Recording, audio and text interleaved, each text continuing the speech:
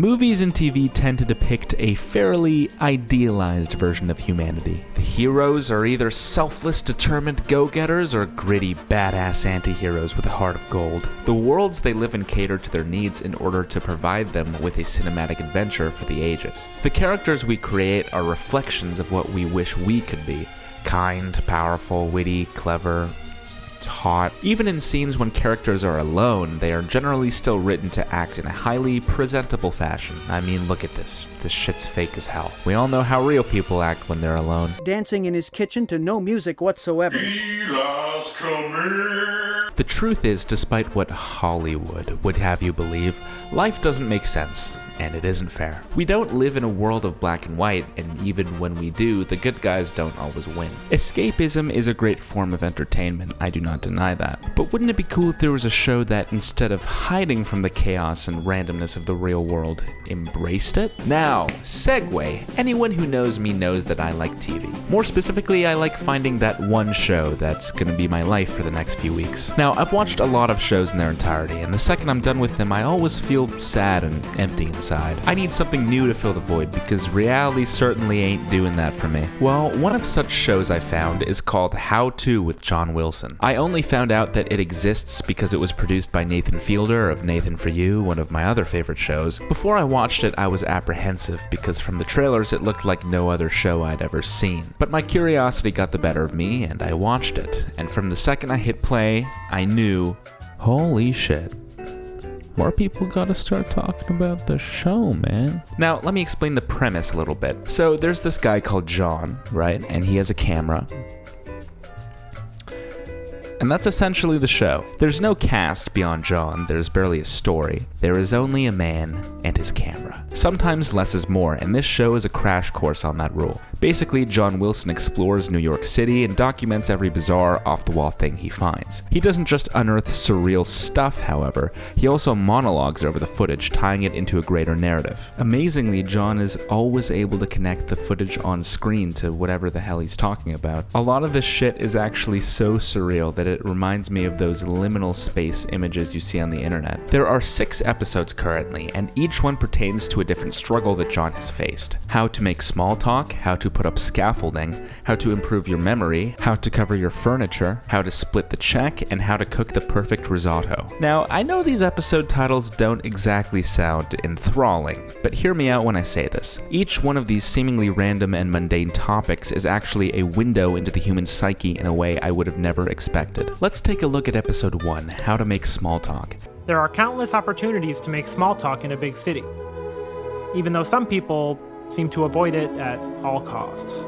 Small talk is the glue that binds us all together, and the armor that shields us from each other's darkest thoughts. From merely the title, you may expect that this is going to be one of those self-help programs about learning charisma or something, but trust me, that couldn't be further from the truth. In this episode, John Wilson, as usual, explores the world around him and follows breadcrumbs most people wouldn't. Usually this leads him behind closed doors into weird-ass places any sane man would flee from. But in this episode, however, in trying to learn how to master the art of small talk... You're going to court. So. I'm going to court. Okay. For manslaughter.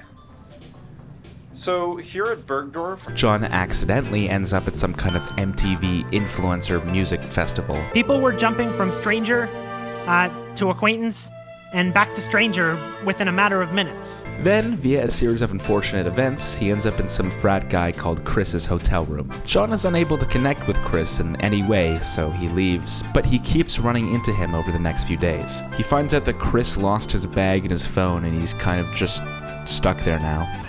What are you doing? No idea. So the two of them sit down and they realize that they both have something in common. They both recently lost a close friend. I also had a friend that died recently. He was in like a car accident. That's terrible. My friend just killed himself before I came here. Before you came here? Well, probably low-key why I am out here, you know? And it's through this, aka the opposite of small talk, that they're able to actually learn a little bit from one another. As you peel back the layers of the show, it becomes clear that each episode has more to say than you'd think from first glance. This episode initially claimed it was going to teach you how to be better at small talk, but if anything, this episode is denouncing small talk. The deeper moral, and everything we as viewers learn in general, is tied directly into two things. One, the bizarre discoveries John captures on his camera, and two, John's ego. Now, John is an antisocial and fairly irregular guy. That's not me being judgmental, that's how he presents himself in the show. Now, he's still relatable, very relatable, eerily relatable, but he's not a guy who understands the ins and outs of socializing. John doesn't just use the bizarre world around him to frame his own issues, but he also uses it as a teacher. It seems like a quick touch is a nice way to let people know that you've had enough. Just touch and go. Touch and go. It's like watching an alien who just crash landed learning how the world works from Alex Jones. And everyone seemed to be praying to a dark overlord named Pauly D. So we got a socially awkward guy with years worth of footage of New York. What's the point of it all? What is he saying? The real moral of this episode is actually a kind of depressing one, and it's that people are, well, very artificial. John is unable to really connect with anyone he meets, whether it be his ex, his fellow concert goers, or even his friends. I don't know if we've ever talked about any of our exes with each other. I don't know. Okay. The only person he makes it anywhere close to having a real connection with is the frat guy he keeps running into, and that's only because they both share a common pain. But besides these few short moments, when Chris almost opens up fully, even he is crushingly fake in the way he talks. Typical girls, man. It's like he's always trying to put on an act so that the world will like him more, but this just ends up being depressing to watch because he's clearly not happy underneath it all. We're so caught up in trying to be normal and presentable that we create a fake persona for ourselves and fail to make real connections with people. Us viewers started off thinking the episode was going to be one thing, but it turned into something else entirely. Everybody's the same. Nobody's real. It's hard to even conversate with anybody down here. Each episode of the show follows along these lines. For instance, episode 3, How to Improve Your Memory, starts with John doing exactly what you'd think, trying to learn how to improve his memory. Most competitors use a technique called the memory palace technique. But as it goes on, it devolves into a glimpse of human denial. John is told by some guy he meets about the Mandela effect. I know he always used to have sunglasses, but now he's never wore sunglasses ever. I always remember it being spelled with 2 E's for breeze. Now it's for brez. For those who are unaware, the Mandela effect is when a lot of people seemingly remember something differently from how it actually happened. It's named after Nelson Mandela because, for whatever reason, tons of people thought he died in prison in the mid-80s, even though that never happened. Another example could be the Berenstain Bears, which fucking everyone, myself included, remembers as being spelled Berenstein with an E. Except that it isn't, it's spelled Berenstain. I went back, I looked at the old books, Berenstain. Everything's a lie. Now, most people would chalk this up to Stein being a more common last name suffix than Stain, but not everyone. Case in point, the mysterious guy John was talking to introduces him to a weird underground society formed by people enthralled with the Mandela effect. It's not a support group though, it's more of a cult, based around the idea that it isn't our memories that are faulty, but rather the world itself. Instead of accepting that we humans might not remember everything perfectly, these people would sooner believe that we constantly hop between parallel dimensions at random where pretty much everything is the same except one little random thing from our childhoods.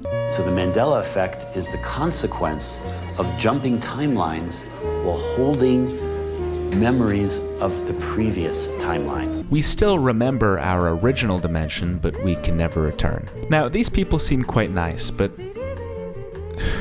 man. In the first 30 pages, the author claims to have invented Pokemon and met Mark Twain in a hot tub.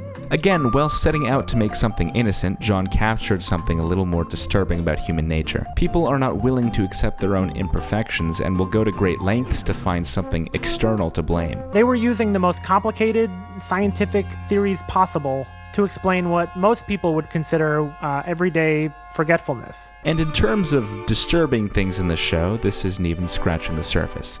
There are plenty of things John finds that I can't even show on YouTube, and he finds it all just by walking around aimlessly. Like I said, the real world is not a Hollywood movie, it's not glorious, it's not fair, and it's kind of fucked up. Somehow the real world is a lot more ludicrous than any comedy movie or SNL skit could ever hope to be. How To with John Wilson not only exposes this fact, but it does so in a manner that's wildly entertaining, downright hilarious at times, and as unpredictable as the real world it's capturing. In one episode, John goes to some volunteer coach raffle thingy, but it turns out it may very well have been rigged since all the expensive prizes go to the event organizers. Everyone discovered the prize was going to a high-ranking affiliate of the association. The refs started booing because they suspected the draw had been rigged. So the coaches get mad and then just start fucking stealing shit. It appeared that his golden whistle was actually stolen straight from the display case. It was stolen. On the one hand, yes, this is the funniest thing I've ever seen, but is this really how shitty people are? And just to drive that message home, the last episode he tried to film, How to Cook the Perfect Risotto, got fucked over by the pandemic halfway through shooting, and John got stuck at home. The moral ends up being that life doesn't wait for you. It doesn't matter what you have planned, even if it's something sweet. Which it was. He was trying to cook the perfect risotto for a sweet old lady. The world will royally fuck you over if you're not prepared. In my opinion, each episode has something important to say. It may not be something easy to hear, but I think it's something we need to hear. Unfortunately, not many people have heard it, because this is the best show that no one's ever seen. Season 2 is set to premiere this November, and I couldn't be more excited. But I'm also worried. The show doesn't exactly have a huge audience, and it's competing with other HBO shows for airtime. And listen guys, I really don't want to wake up to find out that HBO has pulled the plug on John Wilson's show to make room for whatever the fuck. So, do me a favor and spread the word. And until season 2 comes out, I'll just be sitting here denying the undeniable truth about dimension hopping like the blue-pilled beta sheep that I am.